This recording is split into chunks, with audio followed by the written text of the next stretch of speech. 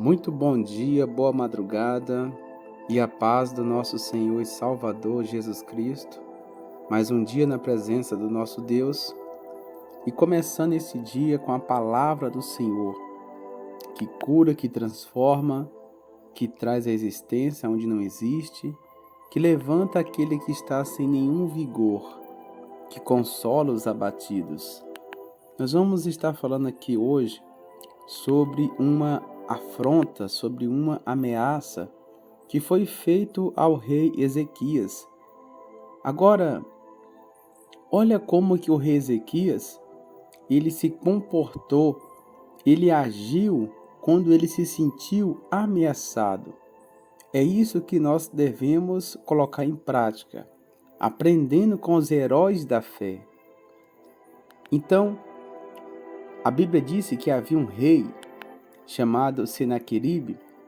Ele mandou uma carta dizendo para Ezequias que ele iria tomar a cidade do rei Ezequias, porque já de costume ele teria tomado várias outras cidades. E a cidade a qual o rei Ezequias estava não ia ser diferente. Ele também ia tomar, ia apossar daquela cidade, subjugando o rei Ezequias e todas as pessoas que ali estivessem. Então, alguns dos seus mensageiros levaram aquela carta de afronta, de ameaça ao rei Ezequias. Então, 2 Reis, capítulo 19, versículo 14, nós vamos agora resumir o que eu acabei de fazer aqui uma introdução. Olha só o que aconteceu. Versículo 14, 2 Reis 19, verso 14, diz assim: Tendo Ezequias recebido a carta das mãos dos mensageiros, leu-a, então, subiu à casa do Senhor, estendeu-a perante o Senhor e orou perante o Senhor, dizendo: Ó Senhor, Deus de Israel, que estás entronizado acima dos querubins, tu somente és o Deus de todos os reinos da terra. Tu fizeste os céus e a terra. Inclina, ó Senhor, o ouvido e ouve. Abre, Senhor, os olhos e vê. Ouve todas as palavras de Senaqueribe, as quais ele enviou para afrontar o Deus vivo. Olha só, essa carta não foi diretamente entregue para afrontar o rei Ezequias? Mas olha só, presta muita atenção nisso aqui. É por isso que a palavra do Senhor diz: se nós atentamente ouvir a voz dele e guardar os seus mandamentos, então eu serei inimigo dos seus inimigos e adversário dos seus adversários. Quando o rei Ezequias pegou aquela carta que é de ameaça, de afronta, ele pegou aquela carta, foi até o templo na igreja e subindo ali sobre o altar da igreja no templo, ele abriu aquela carta. E olha a oração dele. A oração dele foi essa: olha, Senhor, tu és o Deus que está sentado, sobre todas as coisas. Os querubins estão sobre o Senhor. O Senhor está entronizado, o Senhor está sentado acima de tudo e de todos. Agora inclina os ouvidos e olha essa situação. Porque Senaqueribe está fazendo uma afronta. Olha só o 16. Inclina ao Senhor o ouvido e ouve. Abre, Senhor, os olhos e vê. Ouve todas as palavras de Senaqueribe, as quais ele enviou para afrontar o Deus vivo. Então veja, que ele estava jogando aqui já essa afronta para Deus e não para ele. Ele estava dizendo que essa afronta que Senaqueribe fez, essa carta, não foi para afrontar Ezequias, mas foi para afrontar o Deus vivo. Então presta atenção. Quando a Bíblia diz que nós somos a menina dos seus olhos, é porque Deus responde por você. Quando ele diz em Provérbios 8:17, eu amo os que me amam, os que me procuram me acham. Então veja, quando você entrega de fato a sua vida a Deus, quem é que vai responder por você quando a doença bater na sua porta? É Deus que vai abrir a porta. Veja como que tudo fica mais fácil. Você não está isento de enfrentar tribulações, aflição, só que há uma grande diferença. Quando você serve a Deus, você passa pelas águas e não se afoga, você passa pelo fogo e a chama não arderá em ti. Isaías 43 diz isso, porque eu estou contigo, diz o Senhor. Então, aqui Ezequias, quando se sentiu ameaçado, quando ele se sentiu afrontado por Senaqueribe, ele falou, olha Senhor, essa afronta não é contra a minha pessoa não. Ele está desafiando o Deus que eu sirvo. Essa afronta não é contra mim, porque se eles têm inveja de mim, é porque eu sirvo o Senhor. Ou seja, eu não tenho luz própria, minha luz vem do Senhor. Então, se o que eu tenho incomoda Senaqueribe, então ele está afrontando não é a minha pessoa, mas ele está afrontando o próprio Senhor, o Deus vivo. Veja como que ele atribuiu aqui tudo a Deus. Ele está dizendo, Senhor, essa afronta não é contra mim. Então, o que tem afrontado a sua vida? O que tem te causado medo, espanto, preocupação? Veja que quando você traz a Deus, por isso que a palavra do Senhor diz, lança sobre Ele todas as suas ansiedades, porque Ele tem cuidado de vós. Humilhai-vos, portanto, sob a poderosa mão de Deus, para que Ele te exalte em tempo oportuno. Então aqui, quando Ezequias se sentiu ameaçado, nós também podemos se sentir impuníveis neste mundo tenebroso. Talvez a sua afronta tenha sido uma doença, talvez a sua afronta tenha sido algo que tenta te desmoralizar. Então entenda uma coisa, diga isso para Deus na sua oração. Senhor, eu sirvo o Senhor, eu entreguei a minha vida ao Senhor. Então, que todo essas setas malignas que vêm contra mim, eles não estão ameaçando a minha pessoa, mas ele está desafiando o Deus que eu sirvo. Por isso, Senhor, seja inimigo dos meus inimigos e adversário dos meus adversários. Veja que essa oração aqui do rei Ezequias foi tudo que Deus esperava dele. E o que aconteceu?